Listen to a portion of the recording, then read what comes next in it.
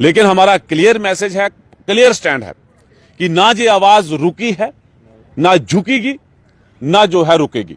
Order जो आया है फिलहाल उसको लेकर क्या आपका कहना है, कितनी राहत है वो उस ऑर्डर से लेकर? क्योंकि लोग डेली वेजेस की बात करें तो लोग खुश हैं कि ये ऑर्डर आया है, कहीं ना कहीं जो हमारी पेंडिंग वेजेस हैं वो अब कहीं ना कहीं रिलीज हो सकती हैं, क्योंकि डेटा उन्होंने मंगवाया है। बिल्कुल, तो मैं अपने तमाम साथियों को तक भी ये मैसेज पहुंचा देना चाहता हूं। बहुत सारे मेरे साथियों ने जो है इस बारे में कमेंट्स भी किए हैं, कईयों ने तो मीडिया में आकर भी बोला है, शायद उन्होंने पूरा ब्रीफली इसको नहीं किया होगा, तो मैं किसी एक का नाम नहीं लूंगा। तो या फिर कई मीडिया के पर्सन ने कहा है कि बहुत अच्छी खुशखबरी है डेली वेजर्स के लिए, कैजुअल लेबर्स के लिए। तो मैं अपने तमाम साथियों को कह दूं कि संघर्ष हमारा ज्यों का त्यों जारी है। इसमें जहां तक मैंने ब्रीफ किया है या मैंने अधिकारियों तक इस बारे में पूरा लेटर का चर्चा किया गया है, वहां पर मेंशन किया गया है कि पेंडिंग वेजेस 2019-20 का, 20-21 का और 21-22 का, क्योंकि वहां पर तो पेंडिंग है ही नहीं। जब 2016-17 का मैं जिक्र करूं, 18 में जब मैं जहां पर साबका सीएम मैडम महबूबा मुफ्ती जी उनके पास पहुंचा था, पूरी डिटेल रिटर्न में लेकर के, तो जब मैंने उनके आगे ऑन द टेबल वो चीज रखी, उन्होंने देखा कि हाँ भाई बोलिए, तो मैंने पूरा विस्तार पूर्वक कि हम लोग 94 के बाद हमें लगाया गया, लगातार हमारे मेरे साथी सेवाएं देते आ रहे हैं, किसी भी महकमे का जिक्र किया, हर डिपार्टमेंट्स का वहां पर जिक्र किया और कहा कि 94 के बाद हमें जो है एज ए बिहाफ ऑफ जो है काम के मुताबिक एंगेज कर दिया गया। और हम लोगों को ये पता नहीं था कि हमें लोग जो है 94 के बाद not a daily wager, we are a casual labours, हमें जो है कन्वर्ट कर दिया गया कि डेली वेजर से हटा करके कैजुअल लेबर्स। और कैजुअल लेबर्स के लिए कोई ऐसी पॉलिसी नहीं थी जो जहां पर हमें जो है राहत मिले। उसी लड़ी में जब मैंने बात बताई तो मैडम महबूबा मुफ्ती जी ने उसी समय वहां पर बैठे कमिश्नर सेक्रेटरी, प्रिंसिपल सेक्रेटरी और शायद चीफ सेक्रेटरी भी थे, उनको उसी समय निर्देश किया कि बाकी तो चलो जो है प्रोसेस चलता रहेगा, लेकिन इनका वेजेस का सिस्टम है उसे क्यों नहीं लागू किया जा रहा। तो मैं उस समय मैडम महबूबा मुफ्ती जी का भी जो है, क्योंकि बीजेपी और पीडीपी की कोलिशन सरकार थी, तो दोनों को श्रेय जाता है। मैं नहीं कहूंगा कि उसका श्रेय का खाली पीडीपी को जाता है या बीजेपी को नहीं जाता उस समय। और दूसरा सबसे बड़े 2016 से लेकर के 2018 तक जम्मू की सड़कें लगातार जाम रही, उसका श्रेय सबसे बड़ा अगर किसी को जाता है तो वो मेरे कैजुअल लेबर्स, डेली वेजर साथियों को जाता है, जिन्होंने अपने परिवार, अपने बच्चों के लिए उस संघर्ष की घड़ी में जो है कदम से कदम मिलाए रखा। और बड़ी बड़ी रैलियां, बड़े बड़े प्रोटेस्ट जो है उस समय जम्मू में हुए। और उसके बाद जब मैं वही फाइल लेकर के दिल्ली पीएमओ ऑफिस में पहुंचा, माननीय डॉक्टर जितेंद्र सिंह जी से मुलाकात की और उनको भी पूरा जो विवरण जो था वो उनके आगे रखा, तो उन्होंने भी उस समय यही कहा था कि बाकी मैं जो है वो उसमें प्रोसेस लग सकता है। उसी समय चिट्ठी लिखी गई एलजी हाउस की तरफ और उन्होंने कहा कि बाकी का जो है वो सिलसिला है, लेकिन वेजेस का जो है वो प्रॉपर तरीके से। तो उस लड़ी में मैं कहूंगा कि शायद उनकी भी तरफ से जो एफर्ट्स थे वो हुए, लेकिन सब डेली वेजर्स ने लगातार आवाज उठाई और वो उसका बाद नतीजा ये हुआ कि वेजेस जो है वो प्रॉपर तरीके से चलने लगी। अब जो चिट्ठी कल की निकली है, मैं ये कहता हूं या मेरा जहां तक मैंने अधिकारियों से, उच्च अधिकारियों से इसका पूरा डिस्कशन किया है, तो कहीं मुझे डेली वेजर के लिए खुशखबरी नजर नहीं आती है।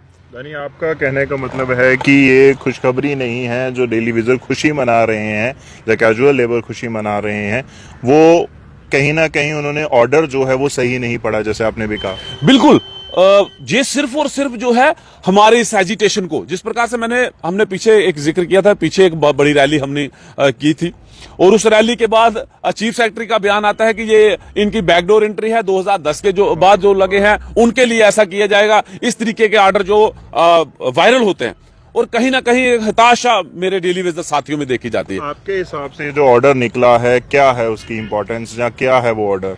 बिल्कुल मैं डेली वेजर नहीं समझ पा ये बिल्कुल मैं कहूंगा कि ये कहीं ना कहीं जो है हमारी एजिटेशन को जो है कमजोर करने की कड़ी में इस तरह के ऑर्डर्स निकाले हैं। मैं इस ऑर्डर्स का जो मेरे अपने व्यूज हैं और साथ में जहां तक मैंने इस बार पूरा जो है इसको रीड किया है, इसमें डेली वेजर को रत्ती भर भी फायदा होने वाला अभी तक नहीं है। क्यों नहीं है? क्योंकि ना 19-20 का हमारा पेंडिंग है, ना 20-21 का पेंडिंग है, ना 21-22 का पेंडिंग है। क्योंकि जो पेंडिंग है वो यूटी बनने से पहले का पेंडिंग है, यानी इससे कई पिछले का पेंडिंग है। और मैं ये जरूर अपने साथियों तक मैसेज पहुंचा देना चाहता हूं कि इस तरह के बहकावे में ना आए, ये डेली वेजर के लिए खुशखबरी नहीं है। और रही बात पेंडिंग वेजेस की, अगर हमने काम किया है तो वो वेजेस हम लेके रहेंगे।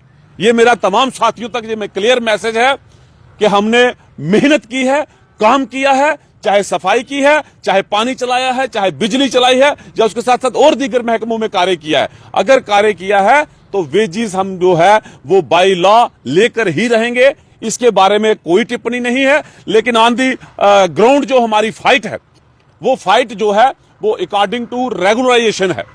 वो फाइट जो है as a minimum wages act as per Delhi UT, ये सेकंड डिमांड हमारी उस समय जुड़ी थी जब जो है जम्मू कश्मीर को स्टेट से हटा करके एक यूटी में कन्वर्ट किया गया। और उस समय हमने ये बात रखी थी कि अगर जम्मू कश्मीर यूटी है तो एज पर दिल्ली यूटी जो बी ग्रेड की कैटेगरी में आती है, वो बी ग्रेड की कैटेगरी का यूटी रेट्स जो है वो जम्मू में लागू किया जाए। इसको लेकर के ये सेकंड डिमांड है। लेकिन आज भी हमारी फर्स्ट डिमांड यही है कि 94 के बाद जितने भी किस्म के वर्कर्स जो है मुख्तलिफ कैटेगरी मुख्तलिफ महकमों में लगाए गए हैं, उन तमाम वर्कर्स के लिए रेगुलराइजेशन पॉलिसी हो और जिससे वर्कर को राहत पहुंचे कि कहीं ना कहीं एक लगे कि हम भी किसी सरकारी महकमे के एम्प्लॉइज हैं। तो ये क्लियर मैसेज है, मेरा साथी कोई भी किसी तरीके से गुमराह ना हो, अपने संघर्ष को जो है वो कमजोर ना होने दे। ये सीधा अल्टीमेटम है सरकार को कि इस तरीके के आप एक लेटर छोड़ के 1000 लेटर निकालिए। रही बात वेजेस की, तो वो हम लेके रहेंगे और वो आपको देना ही पड़ेगा। फाइट जो है हमारी, जो संघर्ष है वो लगातार जारी है। और इस संघर्ष में ये तो एक जो है प्रोटेस्ट का असर दिख रहा है। आने वाले समय में, आने वाले बहुत थोड़े से दिनों में ही कहूंगा, इससे भी बड़े बड़े प्रोटेस्ट जो हैं वो जम्मू की सड़कों पे देखने को मिलते हैं। आपके चैनल के माध्यम से ये क्लियर मैसेज है एडमिनिस्ट्रेशन को कि एलजी साहब इसमें संज्ञान लें।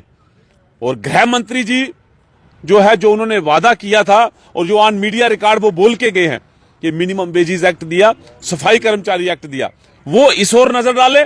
और देश के प्रधानमंत्री जी माननीय नरेंद्र मोदी जी, जिन्होंने उधमपुर की रैली में ये कहा था कि 2 मुद्दे अहम हैं जम्मू कश्मीर के, एक धारा 370 और 35A को हटाना और दूसरा जो 61,000 परिवार कैजुअल लेबर्स डेली वेजर्स को जो है स्थायी नियुक्त करना, तो वो अपना वादा याद करें।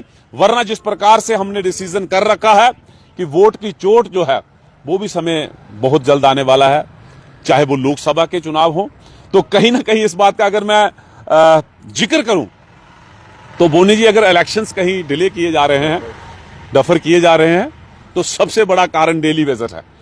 क्योंकि चाहे भाजपा में केंद्र में बैठी सरकार हो या यहां के लोकल लीडर हो, सब जानते हैं कि जब तक 61,000 परिवार कैजुअल लेबर्स डेली वेजर्स को जो है फेवर में नहीं लिया जाता है, तब तक कोई भी पार्टी, हमने बड़े बड़ों को झटके दिए हैं।